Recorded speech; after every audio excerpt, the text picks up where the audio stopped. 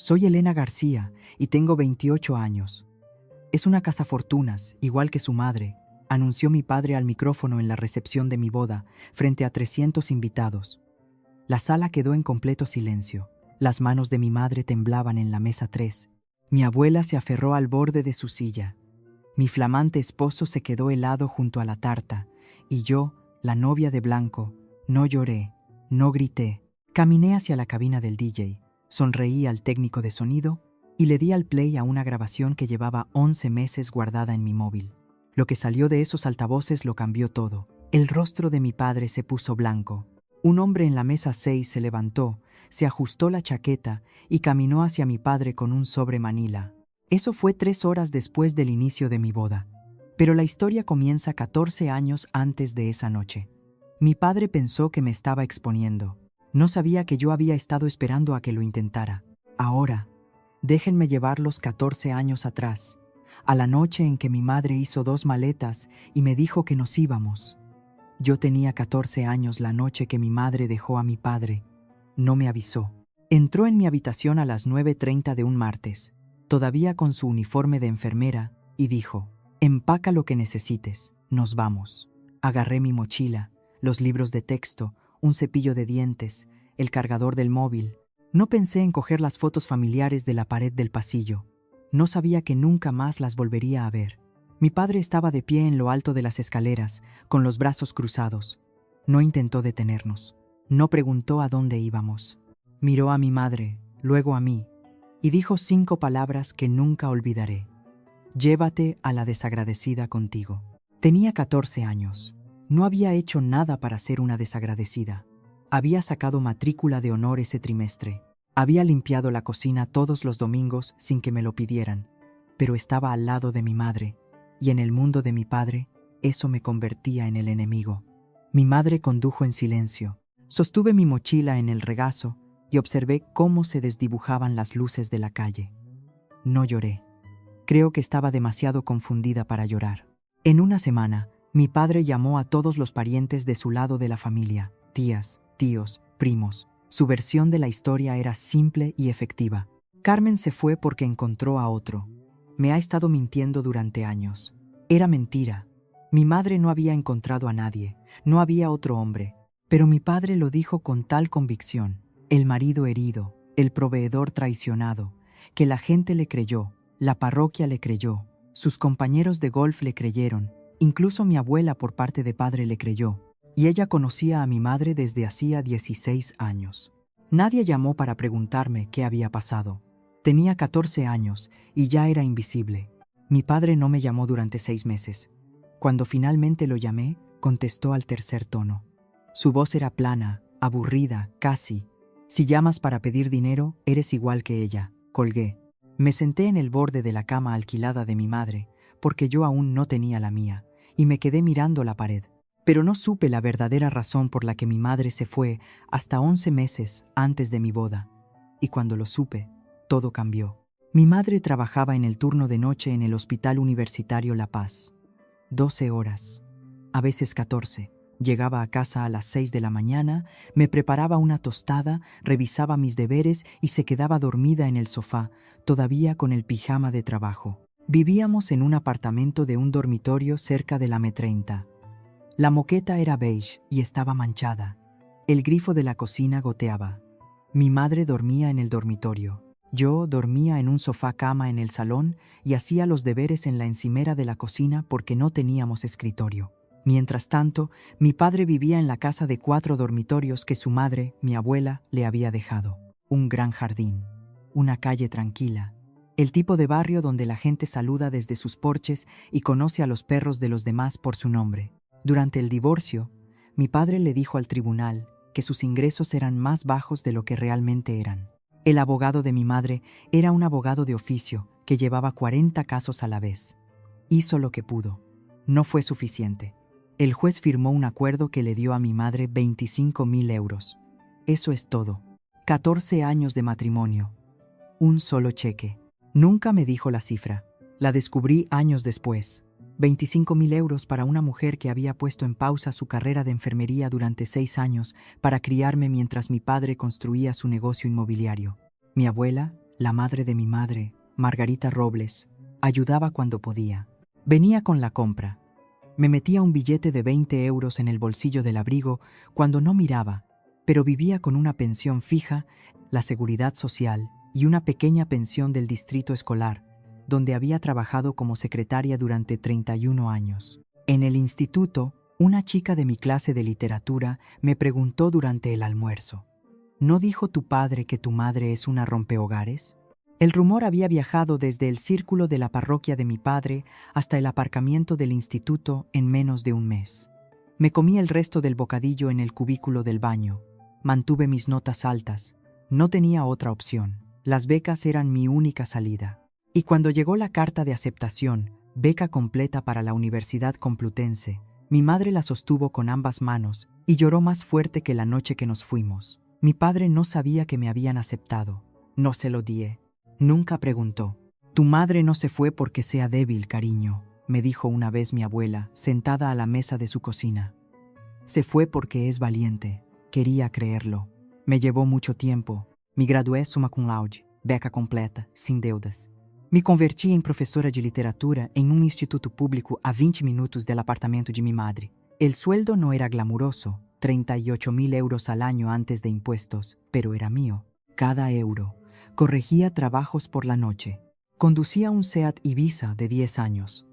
Hacía la compra en Lidl y preparaba mis almuerzos en fiambreras. Y traté de mantener una relación con mi padre. No sé por qué. Quizás porque todavía recordaba tener 6 años, sentada sobre sus hombros en la feria del pueblo, creyendo que era el hombre más alto del mundo. Quizás porque una parte de mí pensaba que si aparecía lo suficiente, finalmente me vería. Llamaba un par de veces al año, siempre con condiciones. Ven a Nochebuena, pero no traigas el drama de tu madre. Así que iba sola.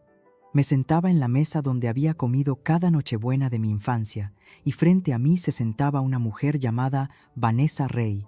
Mi padre la presentó como una amiga. Tenía 42 años, mechas rubias, manicura francesa. Se sentó en la silla de mi madre. Sonreí. Comí el pavo. Dije, todo está delicioso. A una mujer que había reemplazado a mi madre en su propia mesa de comedor.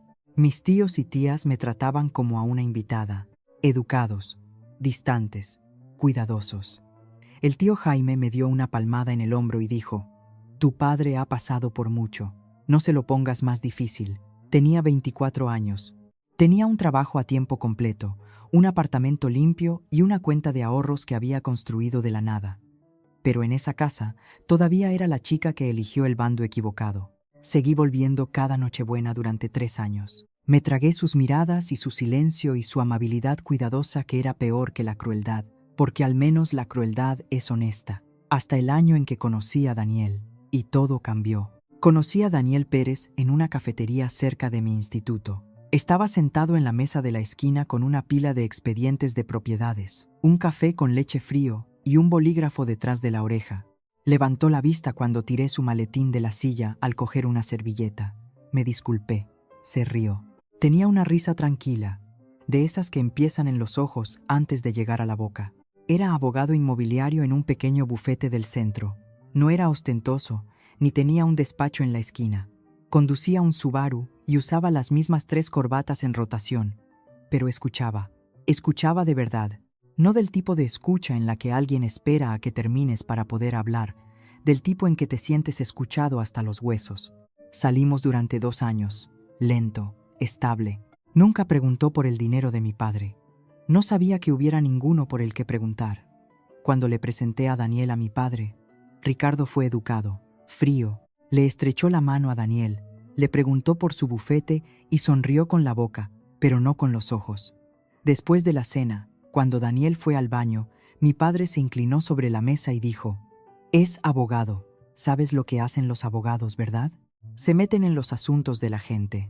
No respondí. No necesitaba que lo hiciera. Estaba hablando solo. Daniel me pidió matrimonio un domingo por la mañana en mi apartamento. Sin restaurante de lujo, sin avionetas con pancartas. Hizo tortitas, se guardó el anillo en el bolsillo y dijo: quiero que todos los domingos sean así. Dije que sí antes de que terminara la frase. Llamé a mi padre para decírselo. 10 segundos de silencio. Luego: Espero que sepa en lo que se está metiendo. Esa fue su felicitación. Lo que aún no sabía era que al día siguiente de esa llamada, mi padre volvió a coger el teléfono, no para planear una celebración, sino para iniciar una campaña. Llamó a la tía Laura, al tío Jaime, a sus amigos de la parroquia. El mensaje era el mismo en todas partes. Elena se casa con un abogado rico. Ha cambiado. Es igual que su madre. Las semillas se plantaron meses antes de la boda. Simplemente no las había sentido crecer todavía. 11 meses antes de la boda, un sábado por la tarde, estaba en el apartamento de mi madre ayudándola a empaquetar cajas. Se estaba mudando a un lugar más pequeño, porque incluso el de un dormitorio en la M30 se había vuelto demasiado caro. Estábamos ordenando el armario del pasillo cuando encontré una caja de zapatos en el estante superior, zapatillas viejas dentro, algunos recibos, un papel doblado y, debajo de todo, un pendrive con una tira de cinta aislante. Alguien había escrito en la cinta con tinta azul: DB, deberías escuchar esto. Mamá, ¿qué es esto? Mi madre miró el USB. Su rostro se quedó quieto, no sorprendido, no confundido. Quieto, como se pone una persona cuando algo que enterró hace mucho tiempo vuelve a salir a la superficie. Vuelve a guardarlo, Elena. ¿Qué es?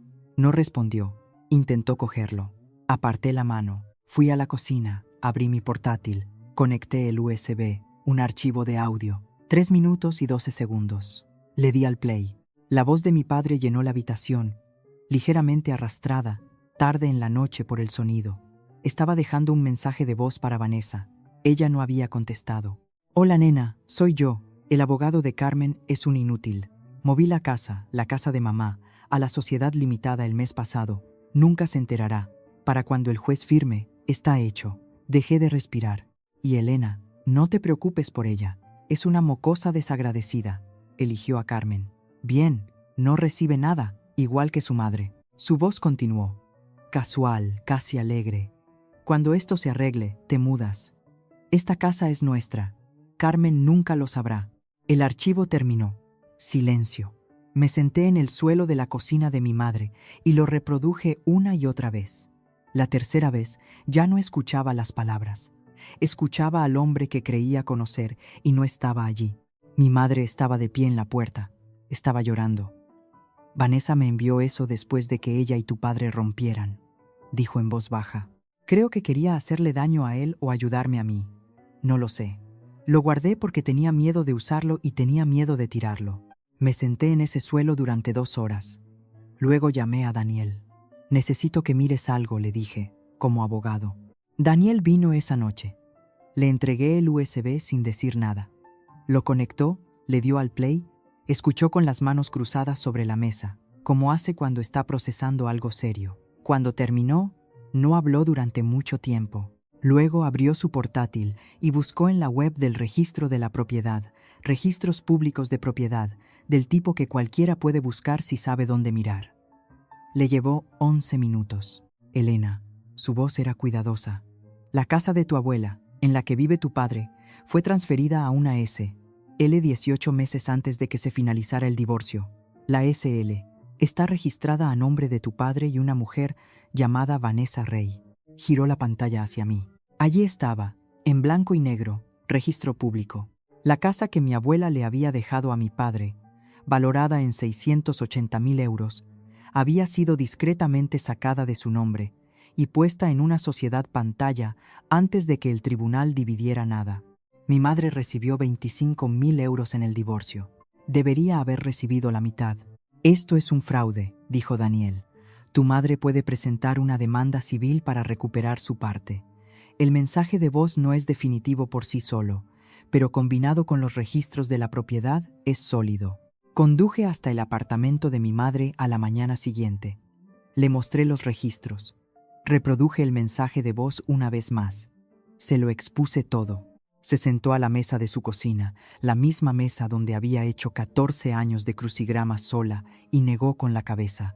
No quiero pelear más con él, Elena. Quise gritar. No lo hice. Vale, mamá. Guardé todo, el USB, los registros, las capturas de pantalla. No planeaba usar nada de eso. No entonces, no en mi boda. Esa decisión vino después. porque mi padre me forzó. 6 meses antes de la boda, le envié a mi padre una invitación. Cartulina color crema, letras doradas. La había pagado con el dinero de 2 semanas de clases particulares. Incluí una nota escrita a mano dentro. Me gustaría mucho que estuvieras allí, papá. Llamó al día siguiente. Estaré allí, dijo. Y por un estúpido y esperanzador segundo, pensé que tal vez había cambiado. No lo había hecho. 2 semanas después, mi tía Laura me llamó un martes por la noche. Sonaba incómoda. El tipo de incomodidad que viene con dar malas noticias que no pediste llevar. Cariño, tu padre le está diciendo a todo el mundo que te casas por dinero. Me dijo que Daniel es un abogado de peces gordos y que te le has pegado. Dijo. Hizo una pausa. Dijo que eres igual que tu madre. Ahí estaba. La misma historia, la misma etiqueta. 14 años después y todavía la contaba. No le creo, dijo Laura rápidamente. Pero deberías saber que ha estado llamando a la gente, a Jaime, al párroco, incluso a parte de la familia de Daniel. Consiguió los números de la lista de confirmación de asistencia. Se me revolvió el estómago. Se había puesto en contacto con la familia de Daniel, la gente que ni siquiera había conocido en ese momento, mis futuros suegros, y ya los estaba envenenando contra mí. Se lo conté a Daniel esa noche. Se sentó en el borde de nuestra cama, en silencio durante un largo minuto. Luego, si quieres que esté allí, te apoyo. Pero necesito que sepas que Nacho y yo tenemos todo listo por si acaso. Nacho Campos, el colega de Daniel, un abogado de familia. Sabía lo que significaba por si acaso. Sabía lo que había en el expediente que Nacho había estado construyendo durante semanas. Los registros de la propiedad, la transcripción del mensaje de voz, la demanda civil redactada y lista para ser presentada en nombre de mi madre. Asentí, pero recé para no necesitar nada de eso. Si me quedaba callada, mi padre seguiría controlando la historia. Mi madre nunca vería un céntimo de lo que le robaron, y yo pasaría el resto de mi vida llevando la palabra cazafortunas en cada habitación a la que mi padre entrara. 2 semanas antes de la boda, mi padre volvió a llamar. Lo que dijo me hizo perder la esperanza. La llamada llegó un miércoles por la noche. Estaba corrigiendo redacciones en la mesa de la cocina. Daniel estaba leyendo en el sofá. Mi móvil vibró. «Papá», contesté. «Voy a hacer el brindis del padre», dijo. Sin saludo, sin charla trivial. Es la tradición. Por supuesto, papá. Y quiero hablar con la organizadora de la boda. Tengo cosas que necesito coordinar. Cerré los ojos. Te daré su número. Una pausa. Luego su voz bajó, más tranquila, más lenta, como siempre se ponía cuando quería que sus palabras aterrizaran como una bofetada disfrazada de consejo. Espero que Daniel sepa que casarse contigo no lo convierte en familia. Mi familia tiene principios. Me quedé muy quieta. Mi bolígrafo dejó de moverse sobre la redacción que tenía delante. Podía oír el zumbido del frigorífico. Daniel levantó la vista de su libro. No respondí. Terminé la llamada, puse mi móvil sobre la mesa y lo miré como si fuera a sonar de nuevo. No lo hizo. Esa noche llamé a mi abuela. Margarita contestó al primer tono. Siempre lo hacía, como si tuviera el teléfono en la mano esperándome. «Va a hacer algo en la boda, abuela». «Lo sé, cariño. ¿Cómo lo sabes?» «Porque los hombres como tu padre no pueden dejar que otras personas sean felices sin que se trate de ellos. Un hombre que tiene que derribar a los demás es un hombre que tiene miedo de lo que encontrarán cuando se pongan de pie». Estuve en silencio un momento. Luego tomé mi decisión. Saqué el archivo del mensaje de voz de mi portátil a mi móvil. Comprobé la reproducción. Clara, inconfundible. Lo conecté, lo guardé en un segundo USB y le di la copia a Daniel. «Dile a Nacho que traiga el sobre». Daniel asintió. Sin preguntas. Ya lo sabía. A la mañana siguiente llamé a la tía Laura. Contestó rápido, como si hubiera estado esperando mi llamada. «Laura, dijiste que papá estaba practicando su brindis. ¿Qué oíste?» Ella dudó. «Estuve en su casa para cenar el domingo pasado. Estaba en el estudio con la puerta abierta. Le oí leer algo en voz alta. Elena, no era un brindis normal. Estaba practicando algo sobre tu madre». Se me encogió el estómago, pero mis manos estaban firmes. Traté de detenerlo. «Quiero que sepas que no fui a mi boda esperando una pelea». Llamé a mi organizadora de bodas, Raquel, a la mañana siguiente. «¿Hay alguna manera de saltarse el brindis del padre? ¿Solo tener al padrino y a la dama de honor? Raquel hizo una pausa. Tu padre ya lo ha confirmado con el DJ. Pidió específicamente ir justo después del discurso del padrino. Supuse que lo habías aprobado. Me había puenteado. Por supuesto que lo había hecho. Llamé a mi padre. Mantuve mi voz ligera, como se hace cuando intentas desactivar una bomba con una sonrisa. Papá, el padrino de Daniel tiene un discurso muy largo planeado. Quizás deberíamos cortar el brindis del padre para ahorrar tiempo. Silencio. 5 segundos.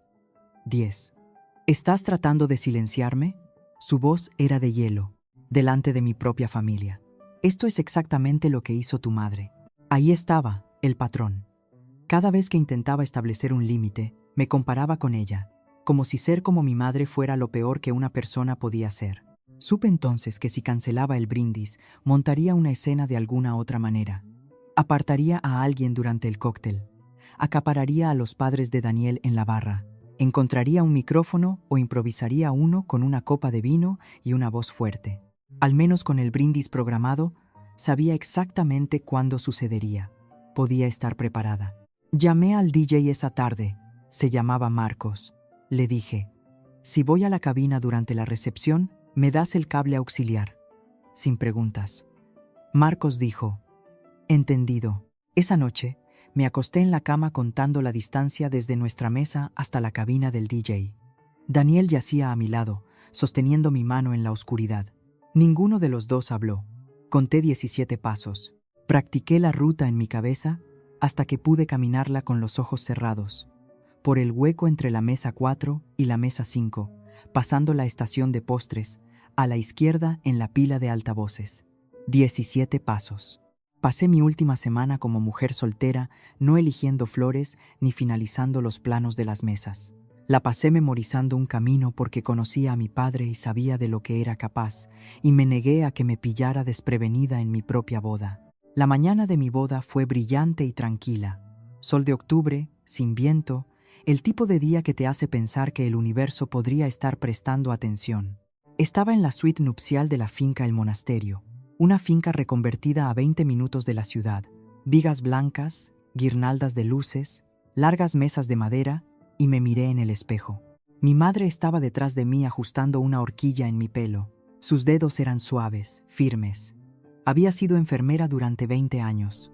Las manos firmes eran lo único que la vida no le había quitado.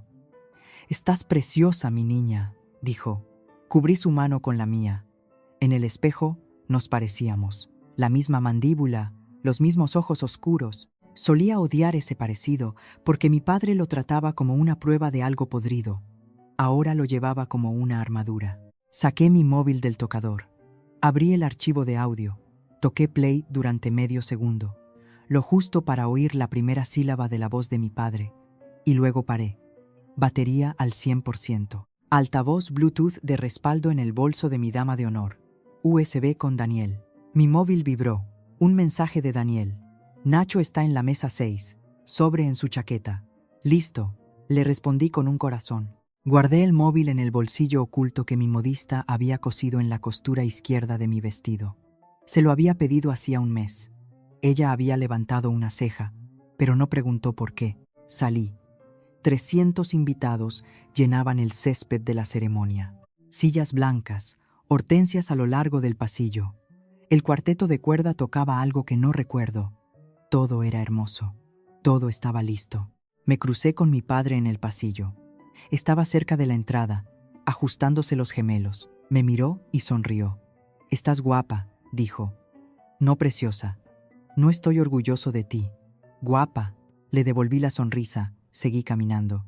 La ceremonia fue perfecta. Los votos, los anillos. A Daniel se le quebró la voz cuando dijo, «Sí, quiero». Y toda la multitud se rió. Y le quise tanto en ese momento que casi olvidé lo que se avecinaba. Nos besamos. La gente aplaudió. Volvimos por el pasillo juntos. Y por unos minutos me permití creer que tal vez mi padre me sorprendería. Tal vez el brindis sería amable. Tal vez esta vez elegiría a su hija por encima de su ego. La recepción comenzó. Cócteles, cena, brindis del padrino y de la dama de honor. Ambos divertidos, ambos cálidos. Pasaron 3 horas. La gente bailó, La gente se rió, la tarta era de chocolate con crema de mantequilla y estaba perfecta. Entonces el maestro de ceremonias cogió el micrófono y dijo las palabras que había estado temiendo toda la noche. Y ahora, al padre de la novia le gustaría decir unas palabras. Mi padre se levantó, se ajustó la corbata, cogió el micrófono y me sonrió como siempre lo hacía justo antes de decir algo cruel. Se aclaró la garganta, golpeó el micrófono una vez. El sonido retumbó en los altavoces y 300 personas se giraron hacia él. Cuando Elena era pequeña, solía seguirme a todas partes, a la ferretería, al buzón, incluso al final del camino de entrada cuando iba a por el periódico. Era mi sombra. Algunas personas rieron suavemente. Una mujer mayor en la mesa 12 dijo: «¡Qué tierno!», lo suficientemente alto como para que toda la sala lo oyera. Mi padre sonrió, la sonrisa buena, la que usaba en la iglesia, en las barbacoas del barrio, en las reuniones de padres y profesores donde estrechaba la mano del director y decía: «Lo que sea por mi niña», la sonrisa que hacía que la gente confiara en él. Era una niña tan dulce, continuó. Siempre me preocupé por ella, porque la dulzura en este mundo puede ser usada en tu contra. Algo cambió. No en sus palabras todavía, en su tono. Un ligero filo, como un cuchillo girando lentamente bajo un mantel. La mayoría de la gente no lo habría notado. Yo lo noté inmediatamente. Había crecido escuchando ese filo de la misma manera que otros niños escuchan los truenos. Debajo de la mesa, mi mano derecha se movió hacia mi regazo. Mis dedos encontraron el contorno de mi móvil a través de la tela de mi vestido. El bolsillo estaba justo donde mi modista lo había colocado. Costura izquierda, justo debajo de la cadera. Presioné mi pulgar contra la pantalla a través de la tela. Todavía allí, todavía listo. Al otro lado de la habitación, Daniel estaba sentado perfectamente quieto a mi lado. Su postura no había cambiado, pero su mano izquierda se había movido de la mesa al respaldo de mi silla, sin tocarme, solo allí, lo suficientemente cerca como para sentirla. Miré rápidamente, casualmente, como se mira un reloj, hacia la mesa 6. Nacho Campos estaba sentado entre el compañero de universidad de Daniel y una mujer de la secretaría de mi instituto. Estaba cortando su filete. Con la chaqueta puesta a pesar del calor de la sala, parecía un invitado más. Ese era el punto. Mi padre levantó su copa. Pero necesito ser honesto esta noche, porque la honestidad es algo que esta familia siempre ha valorado. 300 personas sostenían sus copas esperando. Yo contuve la respiración. Elena creció con ciertas influencias. Dejó la palabra en el aire. Influencias. Como alguien podría decir contaminación si estuviera tratando de sonar educado al respecto. Después de que su madre y yo nos separamos, ella eligió un camino, y yo lo respeté. Hizo una pausa, apretó los labios. El padre herido, el hombre que lo intentó, incluso cuando le dolía. Algunos invitados se removieron en sus asientos. Alguien en la mesa 7 dejó su tenedor. La sala todavía sonreía, pero las sonrisas eran más delgadas ahora. Del tipo que la gente mantiene cuando no está segura de lo que viene, pero siente que debe prepararse. Vi a mi hija convertirse en alguien que no reconocía, y cuando trajo a casa a un abogado, se detuvo, giró la cabeza lentamente hacia Daniel, mantuvo la mirada durante 3 segundos completos, luego una sonrisa, fría, pequeña, deliberada. Bueno, digamos que tenía preguntas, murmullos suaves.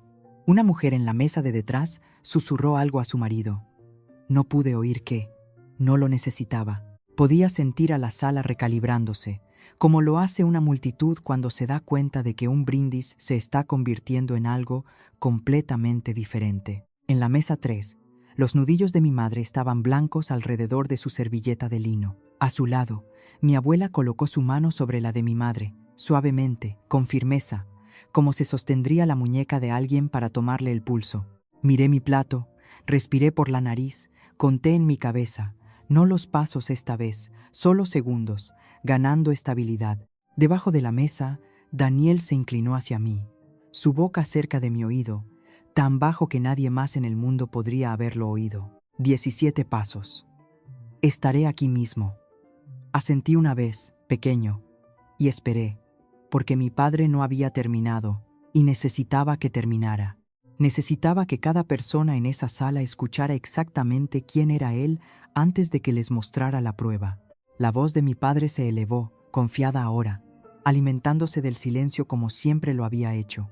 Porque en mi experiencia, cuando una mujer joven mejora repentinamente su estilo de vida, los murmullos eran más fuertes ahora, no de acuerdo, de incomodidad, sillas crujiendo, miradas furtivas, el sonido de una sala conteniendo la respiración y esperando que alguien interviniera. Nadie lo hizo. Mi padre me miró directamente, no a la multitud, no a Daniel, a mí. La forma en que solía mirarme al otro lado de la mesa de la cena cuando tenía 14 años y decía algo que no le gustaba. Esa mirada plana y evaluadora que me decía que ya había sido declarada culpable. Habló lentamente, cada sílaba deliberada, como si hubiera ensayado este ritmo exacto frente a un espejo. Quiero que todos aquí sepan la verdad. Mi hija es una cazafortunas, igual que su madre. Silencio. No del tipo educado, no del tipo de pausa entre discursos. El silencio de 300 personas perdiendo colectivamente la capacidad de hablar.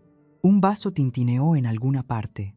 La mano de alguien lo había golpeado, y el sonido fue tan fuerte que bien podría haber sido un disparo. En la mesa 3, mi madre emitió un sonido. Bajo. Involuntario, como si le hubieran sacado el aire del pecho. Las lágrimas llegaron, pero no se movió. Se sentó perfectamente quieta, como si había entrenado para sentarse ante cada insulto durante 14 años. Mi abuela empezó a levantarse. La mano de mi madre encontró su brazo y la volvió a sentar. El padrino de Daniel, Carlos, dejó su vaso de whisky sobre la mesa con tanta fuerza que el hielo traqueteó. Su mandíbula estaba tensa. Miró a Daniel. Daniel negó con la cabeza una vez. Todavía no. Mi padre no se detuvo. El silencio lo alimentaba. Había visto esto antes. La forma en que el silencio lo hacía más ruidoso, más valiente, más seguro de que tenía razón. Daniel, si eres listo, conseguirás un acuerdo prenupcial, porque esta mujer te quitará todo lo que tienes. Hizo una pausa, sonrió. Está en su sangre. Dejé mi servilleta sobre la mesa, me levanté. La silla se deslizó hacia atrás. Un suave raspón en el parqué que pareció resonar en toda la sala. 300 rostros se giraron hacia mí. Algunos horrorizados, otros congelados, otros apartando la vista, avergonzados por haber presenciado esto, pero sin saber qué hacer. No miré a mi padre. Caminé hacia la cabina del DJ. 1, 2, 3. No caminé hacia mi padre. No lo necesitaba. Los altavoces llevarían todo lo que necesitaba que escucharan. 4, 5, 6. La sala me vio caminar. Con un vestido de novia, cada movimiento se amplifica. La tela atrapa la luz. La cola se arrastra por el suelo con un susurro que suena más fuerte de lo que debería. Podía sentir cada par de ojos siguiéndome como si fuera lo último visible en la habitación. La voz de mi padre me siguió a través de los altavoces. Mirad, se va. Eso es lo que hace.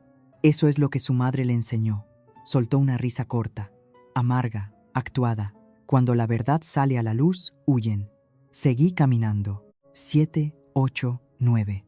Al borde de la sala, Raquel, mi organizadora de bodas, se llevó el walkie-talkie a los labios y susurró algo. Un camarero cerca de la puerta de la cocina se congeló a mitad de paso, sosteniendo una bandeja de champán inclinada. 10, 11, 12. Mi padre seguía hablando. Pensó que me iba. Pensó que iba al baño o fuera o al coche. Pensó que esto era una victoria. La hija retirándose, el padre reclamando la sala. Eso es lo que pasa con la gente que ha controlado la historia durante 14 años. Dejan de imaginar que alguien más pueda tener una. 13, 14, 15. Marcos, el DJ, me vio venir. Ya estaba cogiendo el cable auxiliar. Le había dicho una cosa, semanas atrás, si voy a la cabina, sin preguntas. Cumplió su palabra. 16, 17. Me detuve en la cabina, cogí el cable. Mis manos estaban firmes, pero mi corazón estaba en algún lugar cerca de mi garganta. Saqué el móvil del bolsillo de mi vestido, lo conecté. La pantalla se iluminó. El archivo de audio listo. El botón de reproducción esperando bajo mi pulgar. Me di la vuelta. 300 personas me miraban fijamente. Mi madre, mi abuela, Daniel, Carlos, Nacho en la mesa 6, Raquel junto a la cocina, el camarero con el champán inclinado, y mi padre de pie en el centro de la sala con el micrófono todavía en la mano y una expresión de leve confusión comenzando a resquebrajar su confianza. Me incliné hacia el micrófono del DJ. Mi voz era uniforme, tranquila. No necesitaba gritar. Los altavoces harían el trabajo. Ya que mi padre valora tanto la honestidad, pensé que compartiría un poco de la mía. Presioné play. La voz de mi padre llenó la sala. No desde el micrófono en su mano, desde los altavoces. Todos ellos, rodeándolo. «Hola, nena, soy yo». Lo reconoció antes que nadie. Vi el momento. Sus hombros se tensaron. Su agarre en el micrófono se apretó y el color comenzó a abandonar su rostro, comenzando por la frente y bajando como una persiana que se baja. El abogado de Carmen es un inútil. Moví la casa de mamá, a la sociedad limitada el mes pasado. Nunca se enterará. Para cuando el juez firme, está hecho. La sala no jadeó. Se quedó quieta de una manera diferente a la anterior, más profunda, más pesada. Antes, se habían sorprendido por la crueldad. Ahora estaban escuchando una confesión. Y todos sabían de quién era la voz. Un hombre en la mesa 8 se inclinó hacia adelante con ambas manos sobre la mesa, como si necesitara anclarse físicamente. Una mujer cerca del fondo, una de las amigas de la parroquia de mi padre, se llevó los dedos a la boca. La tía Laura se sentó en la mesa 11 con los ojos cerrados. La voz grabada de mi padre siguió, casual, casi alegre, hablando de su propia hija como se hablaría de un gato callejero que entró en el jardín. Y Elena, no te preocupes por ella. Es una mocosa desagradecida. Eligió a Carmen. Bien. No recibe nada, igual que su madre. Vi a la sala recibir esas palabras. 300 personas escuchando a un hombre llamar a su hija mocosa desagradecida en un mensaje de voz a su amante. El mismo hombre que acababa de llamarla cazafortunas hace 10 segundos desde este mismo lugar. El patrón era visible ahora, no una opinión, una campaña. Cuando esto se arregle, te mudas. Esta casa es nuestra. Carmen nunca lo sabrá. El archivo terminó. Los altavoces zumbaron en silencio. Mi padre estaba de pie en el centro de 300 rostros que lo miraban fijamente. El micrófono todavía estaba en su mano, pero ya no lo sostenía en alto. Colgaba a su lado como algo que había olvidado que llevaba. Abrió la boca. No salió nada. Nadie aplaudió. Esto no era una película. Era la recepción de una boda donde 300 personas reales acababan de escuchar a un hombre real confesar un fraude en un mensaje de voz destinado a su novia. La sala se fracturó, como lo hacen las salas cuando sucede algo irreversible. No de una vez, sino en pedazos. Un hombre en la mesa 10 apartó su silla y se quedó mirando el mantel. 2 mujeres cerca de la barra se susurraron, una negando lentamente con la cabeza. Un adolescente en la mesa familiar, uno de mis primos, miró a su madre con ojos grandes y sin parpadear. La tía Laura se sentó en la mesa 11 con la mano sobre la boca. No la movió. El tío Jaime miraba al frente. Su mandíbula se movía, pero no se formaban palabras. El padre Miguel, 3 asientos más abajo, se había quitado las gafas y se presionaba el pulgar y el índice contra el puente de la nariz, como se hace cuando se necesita repensar todo lo que se ha creído sobre alguien. En la mesa 9, mi amiga Carla estaba llorando. No en voz alta, solo lágrimas corriendo por su rostro, mientras agarraba la mano de su marido debajo de la mesa. Mi padre encontró su voz rápidamente. Eso está sacado de contexto. Ella manipuló él. Hablé al micrófono del DJ. Calma, sin temblor. Ese mensaje de voz dura 3 minutos. Todo el mundo acaba de escucharlo entero. No hay contexto que lo justifique. Se giró, buscó en la sala, buscando apoyo, buscando una sola cara que pudiera asentir, estar de acuerdo, rescatarlo de la misma manera que esta ciudad había rescatado su historia durante 14 años. El tío Jaime desvió la mirada. El padre Miguel no levantó la cabeza. Los amigos de la iglesia en la mesa 8 estudiaron sus platos como si contuvieran las respuestas a algo. Esta es la boda de mi hija y está tratando de destruirme. No, papá, mi voz no vaciló. Esta es mi boda, y tú decidiste que se tratara de ti. Yo solo he nivelado el campo de juego. Me miró fijamente. Por primera vez en mi vida, mi padre no tenía nada que decir. Y entonces una silla se movió en la mesa 6. Nacho Campos dejó su servilleta sobre la mesa. Se puso de pie como lo hacen los abogados, sin prisa, deliberadamente, como si la sala le hubiera abierto un camino antes de que hubiera dado un paso. Se abotonó la chaqueta con una mano. La otra se metió en el interior del pecho izquierdo y sacó un sobre manila, de tamaño estándar, nada dramático, del tipo que verías en cualquier escritorio de cualquier oficina de España. Caminó hacia mi padre. Sus zapatos eran silenciosos sobre el parqué. La sala lo siguió como me había seguido a mí. 300 personas viendo a alguien cruzar una habitación y entendiendo de alguna manera que lo que estaba a punto de suceder haría que esta noche fuera permanente. Mi padre miró a Nacho. No lo reconoció. ¿Por qué lo haría? Nacho era un nombre en una tarjeta de mesa, un acompañante. Nadie. ¿Quién demonios eres tú? Nacho se detuvo a 1 metro de mi padre. Distancia profesional. Contacto visual. Ignacio Campos, abogado. Represento a Carmen García en el asunto de García contra García, una acción civil por ocultación fraudulenta de bienes gananciales. Extendió el sobre. Mi padre no lo cogió. Sus manos permanecieron a sus costados, el micrófono todavía colgando del derecho como un peso muerto. Nacho colocó el sobre en la mesa más cercana, junto a un trozo de tarta a medio comer y un vaso de agua con una rodaja de limón. Ha sido notificado, señor García. Las palabras cayeron en el silencio como una piedra en un pozo. Casi se podía oír el impacto llegar al fondo. Mi padre miró el sobre, luego a mí, luego a Daniel, y de nuevo al sobre, como si mirarlo fijamente el tiempo suficiente pudiera hacerlo desaparecer. Dejó el micrófono sobre la mesa lentamente. La forma en que dejas algo cuando sabes que has perdido el derecho a sostenerlo. Luego se giró y caminó hacia la salida. Ni rápido ni lento. El caminar de un hombre que abandona una habitación donde nadie le va a pedir que se quede. La puerta se cerró tras él, un suave clic que se escuchó a través del silencio como un punto al final de una frase. 5 segundos, tal vez 10. La sala se mantuvo quieta. Entonces Marcos, el DJ, que Dios lo bendiga, me miró desde la cabina. Asentí. Las primeras notas de Por debajo de la mesa de Luis Miguel llenaron la sala. Esa canción.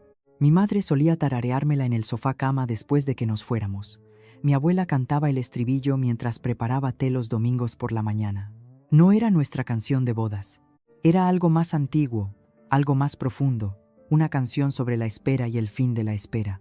Daniel se levantó, se acercó a mí, me ofreció la mano.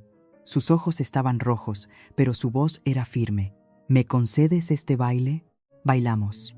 No recuerdo los pasos. Recuerdo su mano en mi cintura y la forma en que la sala lentamente, muy lentamente, comenzó a respirar de nuevo a nuestro alrededor.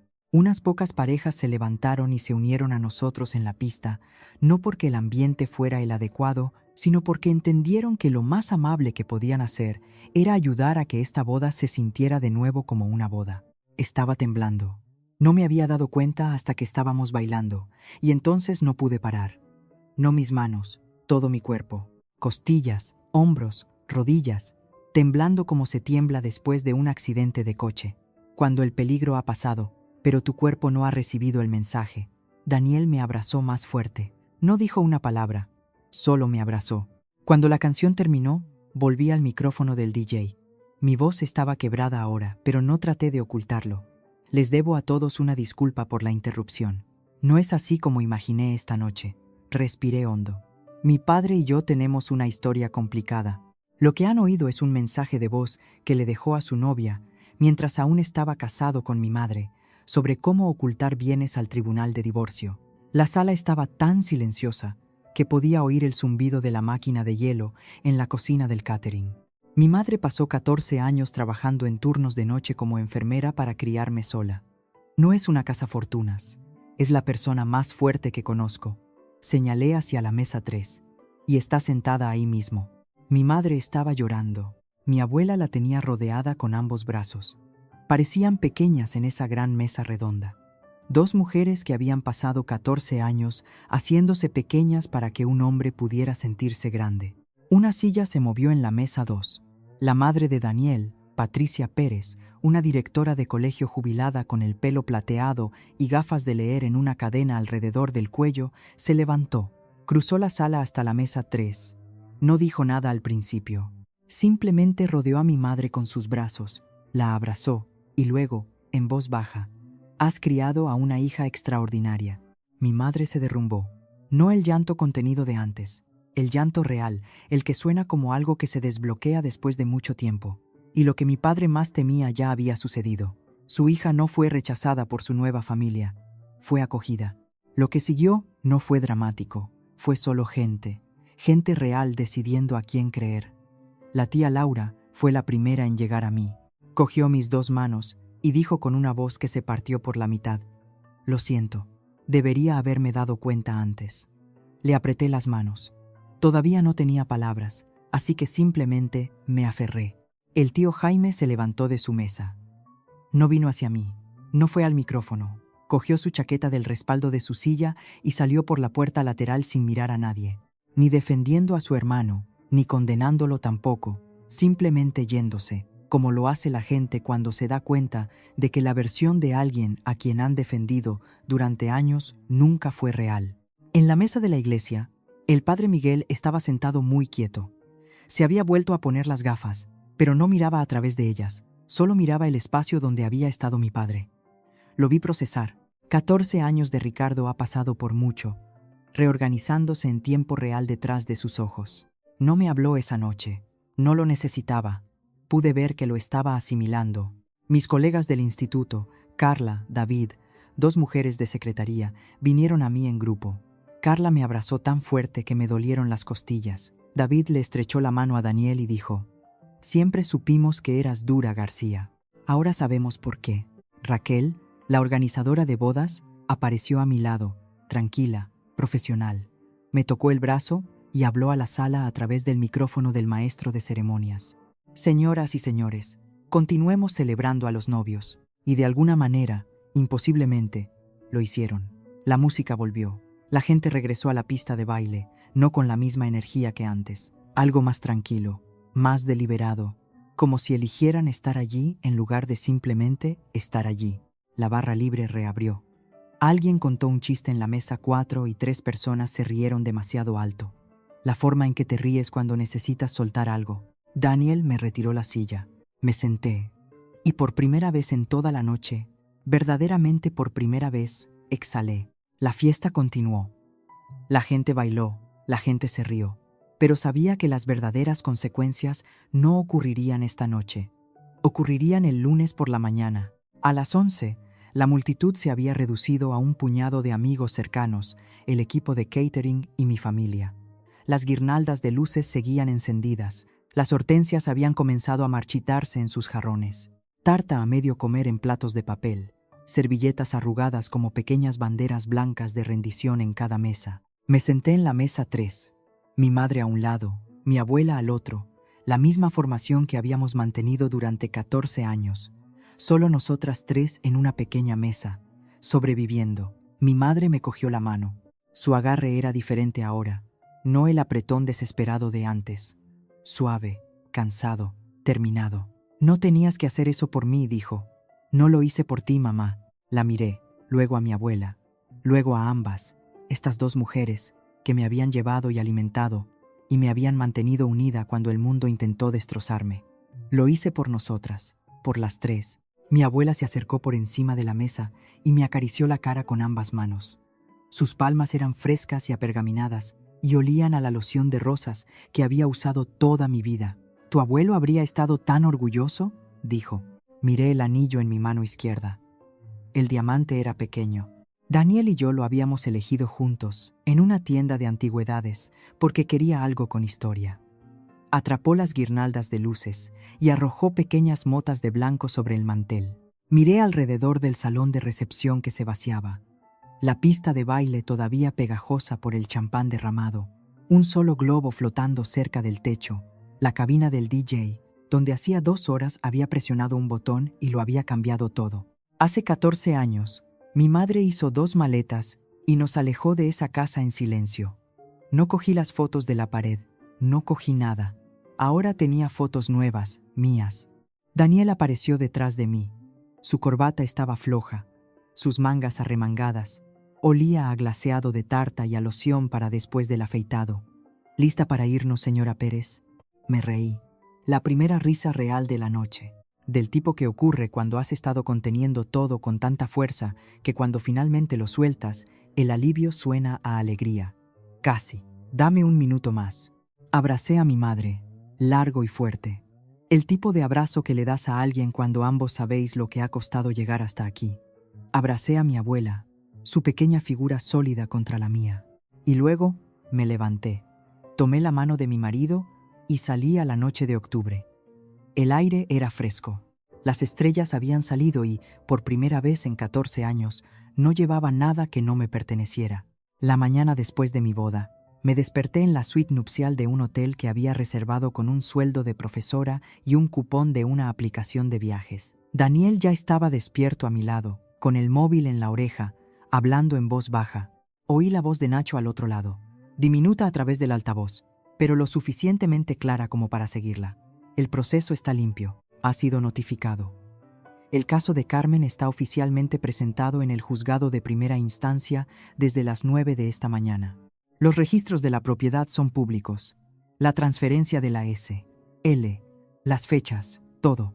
Está documentado y es sólido. Daniel le dio las gracias y colgó. Se giró hacia mí. La luz de la mañana a través de las cortinas tenía el pelo revuelto por un lado.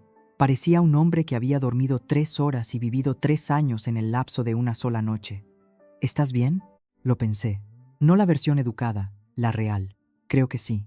Creo que así es como se siente estar bien cuando nunca lo has estado. No intentó arreglar esa frase.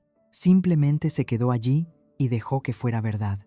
Más tarde esa mañana, llamé a mi madre. Contestó al primer tono. Hablé con Nacho esta mañana, dijo. Su voz era firme. Más firme de lo que la había oído en años. Me explicó el caso.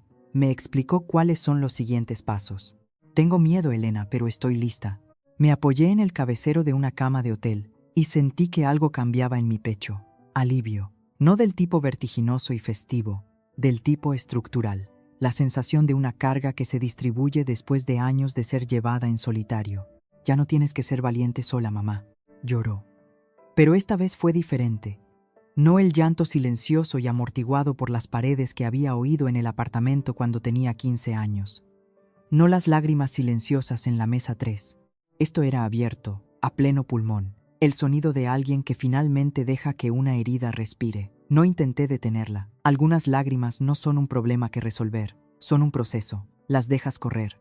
Mi padre empezó a hacer llamadas antes de que saliera el sol el domingo. Lo sé porque la tía Laura me dijo que ella fue la primera a la que llamó. Me llamó 6 veces antes de las 8 de la mañana, dijo cuando me contactó esa tarde. Dice que le tendiste una trampa. Dice que la grabación es falsa. Dice que la editaste o que alguien imitó su voz o... no sé. Elena. Tenía 5 explicaciones diferentes y ninguna coincidía. ¿Le crees? Una larga pausa. Del tipo en que puedes oír a alguien eligiendo entre la lealtad y la verdad. No. Su voz era baja pero firme. Oí su voz, Elena. Todo el mundo oyó su voz. Era él. Mi padre llamó al tío Jaime después, luego al padre Miguel, luego a 3 parejas del comité de hospitalidad de la parroquia, y a un diácono llamado Francisco, con el que mi padre jugaba al mus los jueves por la noche. El discurso fue el mismo en todas partes. Elena es manipuladora. Planeó esto. Está haciendo exactamente lo que hizo su madre. Pero esto es lo que pasa con un mensaje de voz reproducido a través de altavoces de alta calidad de un lugar de bodas frente a 300 testigos. No puedes desoírlo. Cada persona en esa sala había escuchado a Ricardo García, con su propia voz, describir cómo había ocultado una casa de 680.000 euros al tribunal de divorcio, llamar a su hija mocosa desagradecida y prometer a su novia un futuro construido sobre bienes robados. Ninguna cantidad de llamadas telefónicas podría reescribir eso. Para el martes, el padre Miguel llamó a mi madre, la primera vez en 14 años. Carmen, te debo una disculpa. Su voz era pesada, sonaba vieja, aunque solo tenía 60 y tantos años. Creí la versión de Ricardo durante demasiado tiempo. Lo siento. Mi madre guardó silencio por un momento. Dejó el teléfono, miró por la ventana el aparcamiento de su complejo de apartamentos. Luego lo volvió a coger. Gracias, padre. Significa más de lo que cree. No dijo nada más. No lo necesitaba. Una disculpa 14 años tarde no es una cura, pero es un reconocimiento de que la herida fue real. Y a veces esa es la parte que más tarda en llegar. Mientras tanto, Ricardo descubrió la fuente. Había llamado a Vanessa Rey y su número estaba desconectado, cambiado, desaparecido. La mujer en la que había confiado sus secretos le había entregado esos secretos a la mujer a la que había traicionado. Y luego había desaparecido de su vida por completo. Ahora llamaba a vacíos. Cada línea muerta, cada aliado silencioso, cada puerta que había pasado años apuntalando, cerrada. 2 semanas después de la boda, Nacho concertó una llamada a 3 conmigo y mi madre. Fue todo negocios, sin cumplidos, sin pausas dramáticas, solo hechos. El abogado de Ricardo se puso en contacto esta mañana. Quieren llegar a un acuerdo extrajudicial. Nadie se sorprendió. Mi padre sabía lo que había en el registro público, sabía que el mensaje de voz existía, sabía que 300 personas podían ser llamadas como testigos de sus propias palabras. Ir a juicio sería un espectáculo que no podía permitirse, ni financiera ni de otro modo. Su oferta inicial, 100.000 euros. La respuesta de Nacho fue una frase. La casa estaba valorada en 680.000 euros en el momento del divorcio.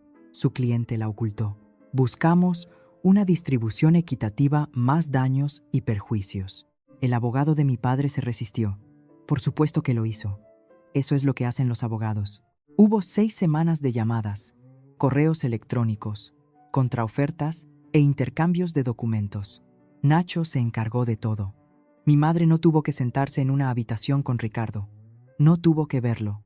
Solo tuvo que firmar donde Nacho le dijo que firmara y confiar en el proceso. La cifra final: 340.000 euros, el 50% del valor de la vivienda en el momento del divorcio. Mi padre tendría que liquidar la SL, vender la casa que su madre le había dejado para pagarlo, la casa donde había vivido durante 14 años, la casa que había robado del acuerdo. Mi madre recibió la transferencia bancaria un jueves por la tarde. Estaba en el trabajo, a mitad de turno en el hospital, cuando le llegó la notificación a su móvil. Me dijo más tarde que entró en la sala de descanso. Se sentó en una silla de plástico y se quedó mirando el número por primera vez. Dijo: «Puedo respirar». No compró nada con él. No de inmediato. Lo puso en una cuenta de ahorros, los primeros ahorros reales que había tenido desde el divorcio, y lo dejó allí, no porque fuera frugal, sino porque necesitaba tiempo para creer que era real. Después de 14 años de que le dijeran que no merecía nada, necesitaba sentarse con el hecho de que el sistema finalmente había dicho lo contrario. No cogí ni un céntimo. Nunca quise el dinero. Quería que se corrigiera el registro. Quería que se limpiara el nombre de mi madre. Quería que la palabra cazafortunas volviera a donde pertenecía, al hombre que robó a su propia familia y lo llamó supervivencia. 3 meses después de mi boda, mi padre renunció al consejo parroquial. Nadie le pidió que dimitiera, no oficialmente, pero el padre Miguel tuvo una conversación con él. El tipo de conversación que ocurre en un despacho tranquilo, con la puerta cerrada y sin testigos. No sé exactamente qué se dijo. La tía Laura solo me dijo esto. El párroco le dijo a Ricardo: «La congregación tiene preguntas». Le sugirió a Ricardo que se retirara por un tiempo. Un tiempo es una palabra amable para permanentemente. Todo el mundo lo sabía. Mi padre lo sabía. Pero decirlo de esa manera permitió a la iglesia evitar un escándalo y permitió a Ricardo evitar la humillación de ser destituido. Una ficción mutua. El tipo que las comunidades construyen cuando la verdad es demasiado incómoda para declararla claramente. Su círculo social se contrajo de la manera en que lo hacen los círculos en la España de provincias, no con confrontación, sino con ausencia. La partida de mus de los jueves continuó. Pero Francisco dejó de llamar para recordarle a Ricardo la hora. Las barbacoas del barrio todavía se celebraban, pero las invitaciones se perdían en el correo. Nadie dijo: «No eres bienvenido». Simplemente dejaron de hacerle sitio.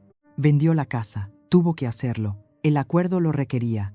La SL se disolvió. La casa de 4 dormitorios en la calle tranquila con el porche y el jardín para perros fue a parar a una pareja joven de fuera de la ciudad que no tenía idea de lo que había sucedido dentro de esas paredes. Mi padre se mudó a un apartamento de 2 dormitorios en el lado este de la ciudad, solo. Vanessa se había ido hacía mucho tiempo. No había nadie nuevo. La tía Laura todavía lo visitaba. Una vez a la semana, los domingos, le llevaba la cena y se sentaba con él durante 1 hora. Me dijo una vez: «¿Necesitas ayuda, Ricardo?». Ayuda de verdad. No del tipo en que le dices a un terapeuta que todos los demás son el problema. No sé si escuchó. Sabía todo esto de segunda mano, principalmente a través de Laura. No seguí el declive de mi padre. No comprobé su apartamento ni su agenda social. No sentí satisfacción cuando oí lo de la partida de Mus o el consejo parroquial. Sentí algo más tranquilo, más triste. La tristeza específica de saber que tu padre tuvo 1000 oportunidades de ser decente y eligió cada vez no serlo. No era un monstruo. Esa es la parte que la gente no entiende. A los monstruos es fácil dejarlos. Mi padre era un hombre que recordaba mi sabor de helado favorito y aún así eligió destruir mi boda. Eso es más difícil. Mi madre se matriculó en un programa de especialización de enfermería 3 meses después de que se liquidara el acuerdo. Tenía 55 años. Sentada en un aula con estudiantes de la mitad de su edad, tomando notas en un cuaderno de espiral, con un bolígrafo que se había enganchado en el bolsillo de su pijama por costumbre. Me dijo que el primer día estaba aterrorizada. A la segunda semana, le encantaba. Había pasado 14 años en modo de supervivencia, doblando turnos, recortando cupones, eligiendo entre un abrigo de invierno nuevo y una reparación del coche. El acuerdo no la hizo rica, le dio margen, lo suficiente para reducir sus turnos, pagar la matrícula y respirar entre obligaciones por primera vez desde el divorcio. Mi abuela se mudó con ella. Encontraron un apartamento de 2 dormitorios con buena luz y un balcón que daba al este.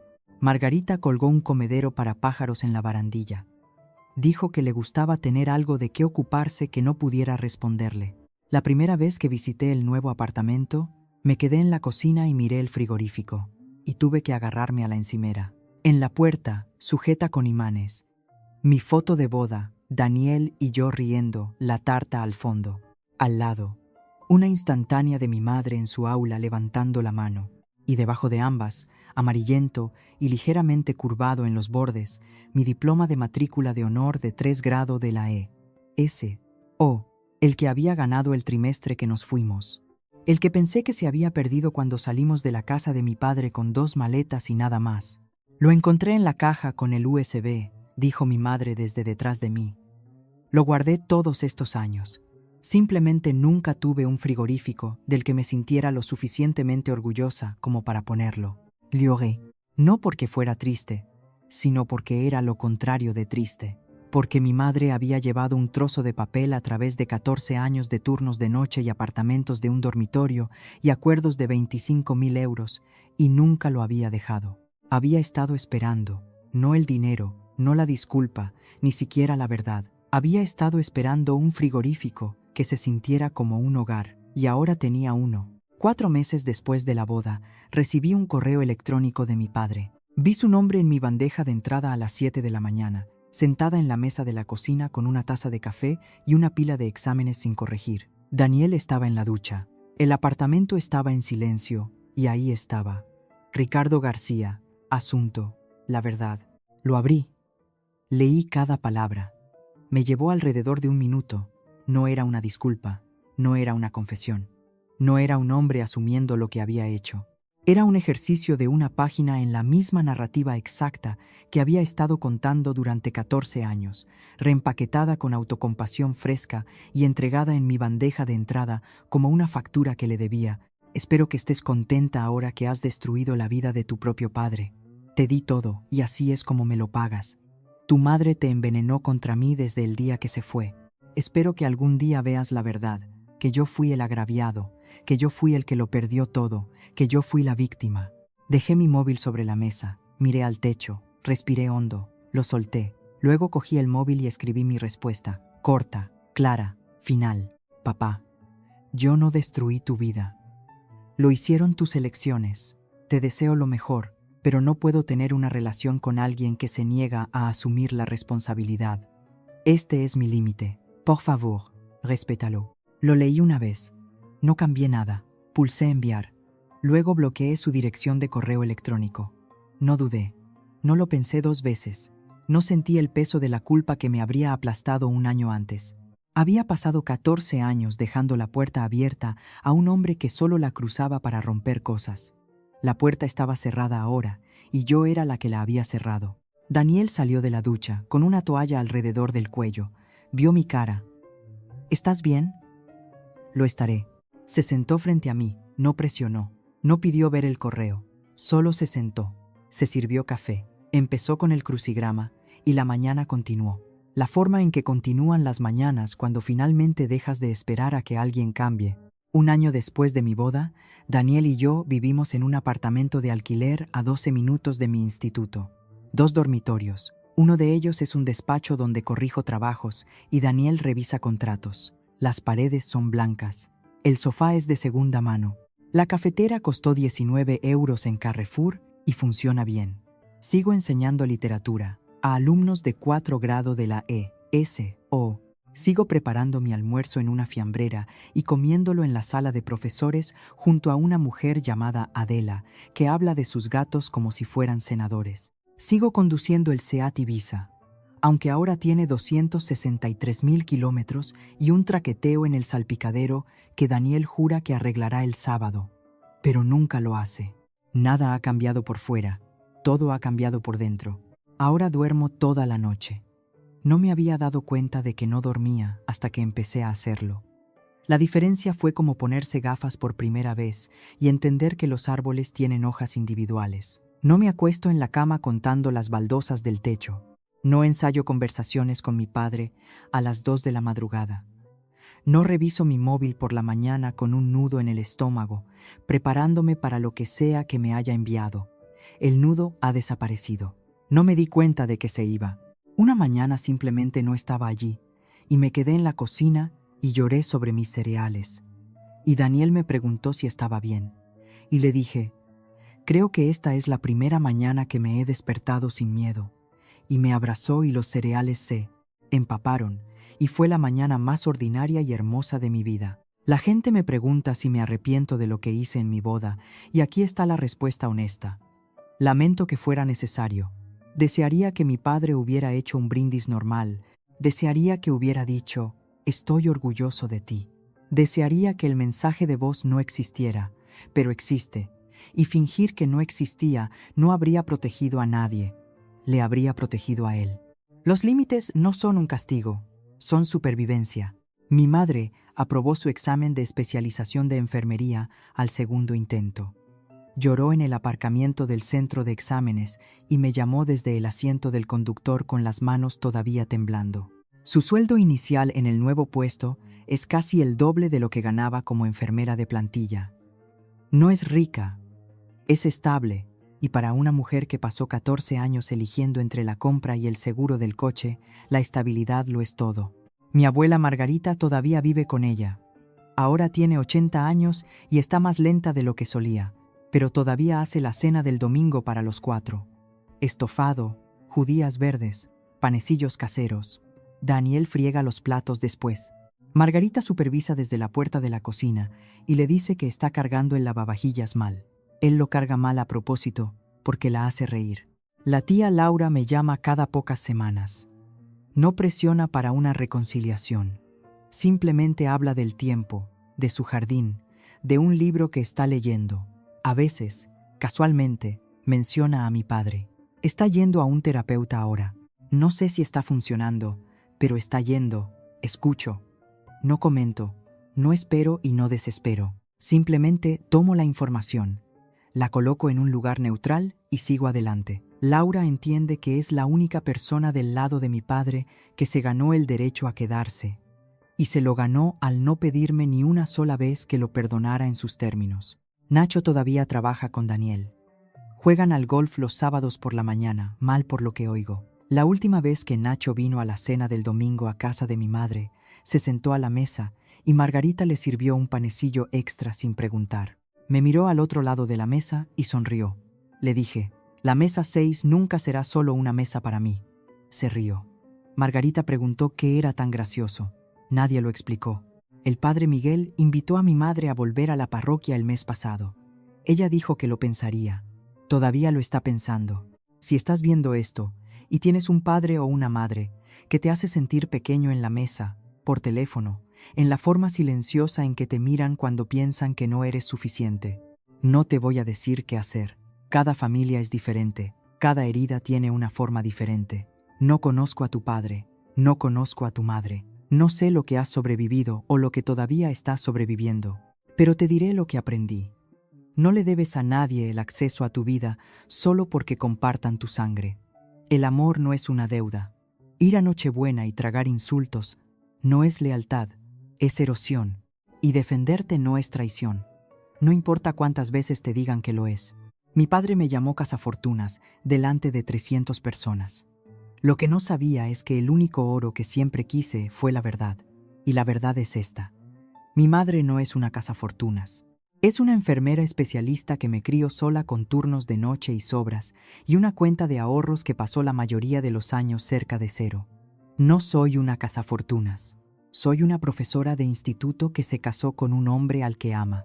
No por su dinero, no por su apellido, no por su título de abogado, sino por la forma en que se paró a mi lado en el momento más difícil de mi vida y dijo: 17 pasos, estaré aquí mismo. 17 pasos. Esa es la distancia que tuve que caminar para cambiarlo todo. Pero la distancia real no fueron 17 pasos, fueron 14 años, 14 años de silencio, 14 años de ir a fiestas donde no era bienvenida, 14 años de contestar el teléfono y oír la voz de mi padre, y esperar cada vez que ese día sería la llamada en la que diría: lo siento. Esa llamada nunca llegó, así que hice una diferente. Me elegí a mí misma, elegí a mi madre, elegí la verdad. Y si necesitas permiso para hacer lo mismo, considera que este es el tuyo. El domingo pasado, en el apartamento de mi madre, el que tiene buena luz y el comedero de pájaros en el balcón, estamos sentados alrededor de la mesa de la cocina. Yo, Daniel, mi madre, mi abuela. La mesa es pequeña, nuestros codos casi se tocan. Hay estofado y judías verdes y panecillos caseros. Y Daniel ya se ha comido 3 panecillos, y Margarita finge no darse cuenta. Mi madre se está riendo, no del tipo de risa cuidadosa que solía tener, del tipo que primero comprobaba la habitación para asegurarse de que era seguro. Risa real, fuerte. Está contando una historia sobre un paciente que trajo un loro a la clínica, y Margarita niega con la cabeza y dice: Señor, ten piedad, aunque ella también se está riendo. Y Daniel se está secando los ojos con una servilleta porque se está riendo tanto que no puede respirar. Yo solo estoy aquí sentada mirándolos. En el frigorífico detrás de la cabeza de mi madre, nuestra foto de boda, ligeramente torcida. Su título de enfermera especialista en un marco dorado barato. Y debajo de ambos, sujeto por un imán con forma de girasol, mi diploma de matrícula de honor de 3 grado de la E.S. Oh, amarillento, rizado, de hace 14 años, todavía allí, miro ese frigorífico y pienso en el de la casa de mi padre, con el que crecí, cubierto con los logros de todos los demás, donde una vez pegué mi propio diploma y lo encontré desaparecido por la mañana. Este frigorífico es diferente. Este frigorífico lo guarda todo. Daniel me da un codazo por debajo de la mesa. ¿Estás bien? Lo miro, luego a mi madre, luego a mi abuela, 80 años, manos artríticas envueltas alrededor de una taza de café. Sigue siendo la persona más fuerte de la mesa. Sí, digo, estoy bien. Esta es mi familia, no en la que nací, la que elegí y la que me eligió a mí. Gracias por escuchar.